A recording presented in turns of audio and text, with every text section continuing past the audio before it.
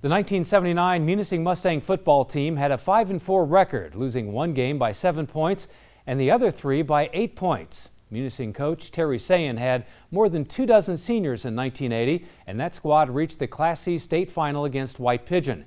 Tonight, TV6's Mike Gleason tells us how Munising brought the trophy home. Senior running back Mike Stimac was the big story in Munising's state championship Class C win over White Pigeon. Here Stimac breaks a 30-yard touchdown run. He turned his ankle on the play, though, as Munising fans held their breath for a bit, but he was all right. Stimac 206 yards on the day.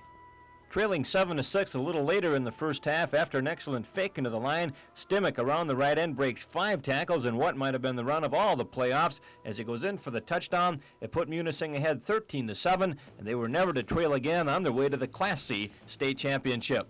It was good tackling, but it's just when you keep your legs going, it's harder to bring it on.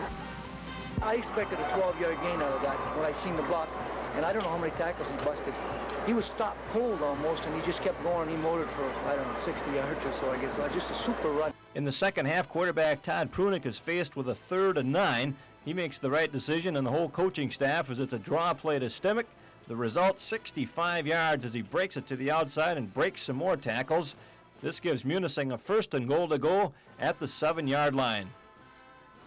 Blaine Barabas wraps up the Munising scoring on this 3-yard run. That accounts for the 19-7 final and the state championship for the Mustangs. This started 3 years ago, and last year we had a good football team, but we were young, and we lost some good football teams real close, like Norway and Ishpeming. We said, hey boys, let's go this summer and do a lot of work, and next year we can have it. And we hung in there, all 26 seniors and the rest of the juniors we have, and it finally come true.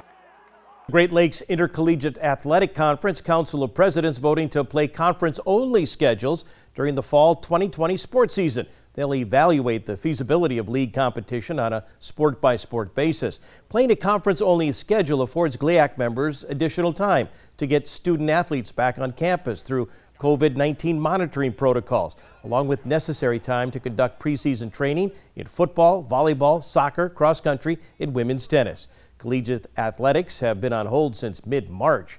GLIAC presidents plan to reconvene in early August to reevaluate each school's ability to meet these recommendations.